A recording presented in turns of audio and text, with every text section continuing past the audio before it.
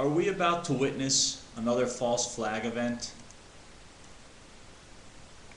The situation is really heating up in the Persian Gulf and the Arabian Sea between the United States and Iran. It just so happens that Iran is on its last day, or its second to the last day, of 6 days of naval war games in that same area.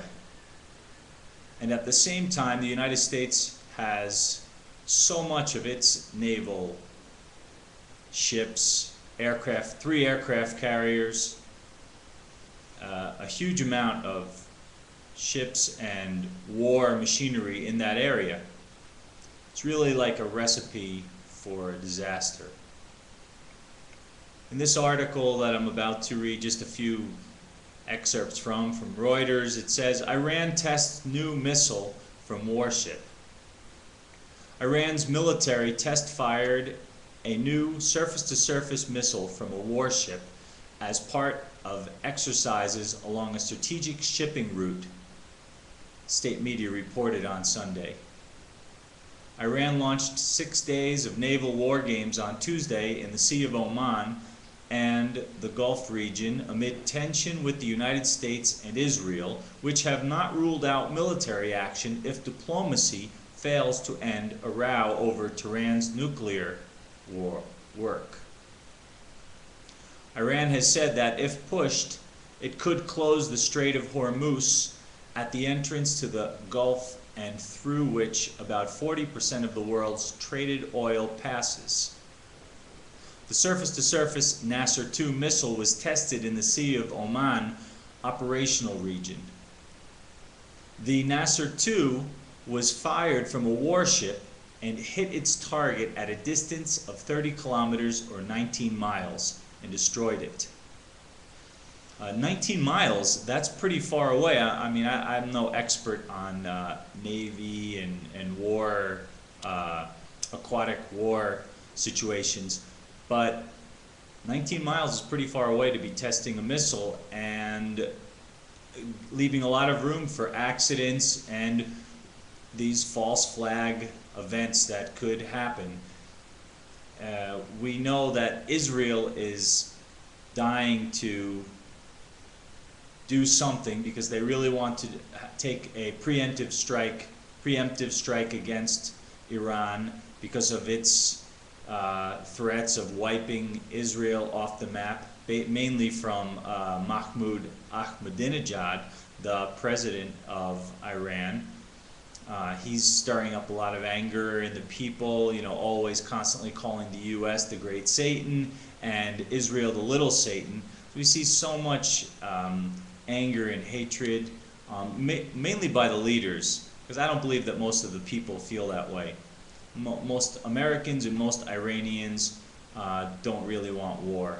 I can't imagine they do. Who would want to have war? It's the leaders who are out of control and just doing their will, really, and the people just have to live with it and go along with it because we really don't have a voice. We have a voice, but it doesn't get heard. So in the end of this article, it says that the West accuses Iran of seeking to build nuclear warheads, a charge Tehran denies. It insists that it wants to master nuclear technology to generate electricity so that it can export more of its huge oil and gas reserves. This is Washington, which has its Navy, 5th Fleet based in the Gulf Arab state of Bahrain, has pledged to keep shipping lanes open.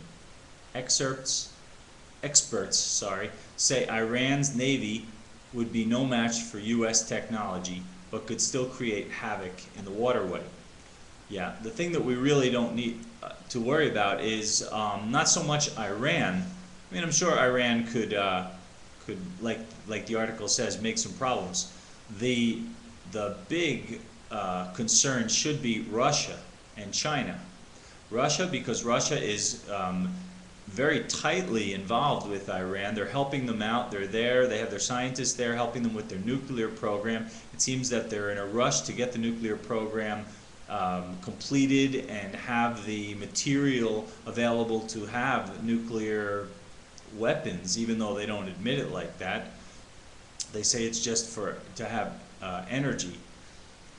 China should be a big concern for most people, because China receives about a third of its oil supplies from Iran, and that's a lot, because if anything were to happen to Iran, that would drastically affect the economy of China. So both China and Russia have a big interest in Iran, and the United States is, all of the conflict is building up and making threats about what they're going to do. Barack Obama just recently said that the strong war machine of the U.S. would be used if necessary, but diplomatic routes will be taken first. You know, they always have to throw that in there. But all of the language and everything is in place now for a huge accident. I mean, as we've seen in history, this could just blow over and nothing could happen.